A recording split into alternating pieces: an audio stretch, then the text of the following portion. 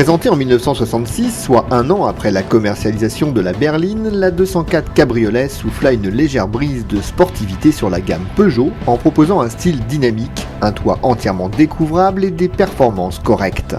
Plus coquette que radicale, elle inspirera en revanche les 304 et 306 Cabriolet par son architecture préservant les éléments techniques de sa mouture berline. Quant au coupé, son galbe se retrouvera plus tard en filigrane à travers le style des 205 GTI. Aujourd'hui, la 204 Cabriolet souffre des affres du temps, car sa capote en toile est fragile et les pièces de rechange sont des denrées rares. Pour en trouver une en bon état, direction Sochaux, où le musée de l'aventure Peugeot recèle de vieilleries parfaitement conservées. Le premier regard sur notre monture du jour provoque un sentiment de sympathie, car à l'image de la Renault R8 d'antan, ses formes cubiques sont aujourd'hui l'un des symboles forts d'une époque regrettée. On remarque également les feux à fond jaune, le pare-brise minimaliste, la grande calandre grillagée, les enjoliveurs de jantes miroirs et bien sûr le vieux logo Peugeot. Pour le reste, ces lignes sont franchement simples.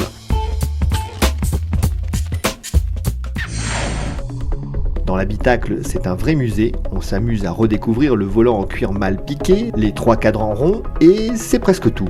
Car la planche de bord, bien qu'assez élégante, fait dans la simplicité. Logique, c'était avant la naissance des régulateurs de vitesse et consorts. Côté habitabilité, la 204 Cabriolet sacrifie ses places arrière mais offre un coffre assez généreux. Il n'est d'ailleurs pas handicapé par l'intégration de la capote qui se plie simplement pour se ranger derrière les places avant. Celle-ci se veut légère et facile à manœuvrer. Heureusement pour nous, car la météo capricieuse du Doubs aurait eu vite fait d'inonder notre habitacle à plusieurs reprises.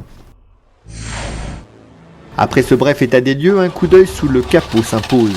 Ici loge un moteur 4 cylindres de 1130 cm3 développant 58 chevaux. Ne cherchez donc pas les performances d'un cabriolet plaisir de nos jours. Toutefois, Peugeot annonçait à l'époque une vitesse de pointe honorable de 138 km/h. Soyons honnêtes, à son volant, difficile de tirer une once de sportivité. On en profite donc pour flâner, cheveux au vent, et essayer de se familiariser avec cette lointaine ancêtre de la 206cc. Tout d'abord, sa commande de boîte derrière le volant est franchement déboussolante. Idem pour le commodo de clignotant inversé. En réalité, pas grand chose ne coïncide avec nos voitures modernes. Une fois la technique du maniement du levier de vitesse assimilée, les 4 rapports s'enchaînent avec une souplesse remarquable. On arrive même à un relatif silence une fois la dernière vitesse enclenchée. Bien sûr, des vibrations viennent perturber cette quiétude.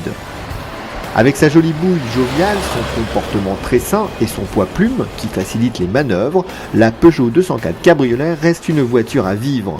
Ni paresseuse, ni obsolète, la lionne nous invite à une petite promenade dans le temps et séduit par sa sérénité. Sur le marché de l'occasion, sa diffusion plutôt correcte pour l'époque, avec 18 000 exemplaires produits, joue en sa faveur puisque quelques modèles s'échangent contre moins de 5 000 €. Une cote faible pour une voiture de collection également liée à son manque de charisme.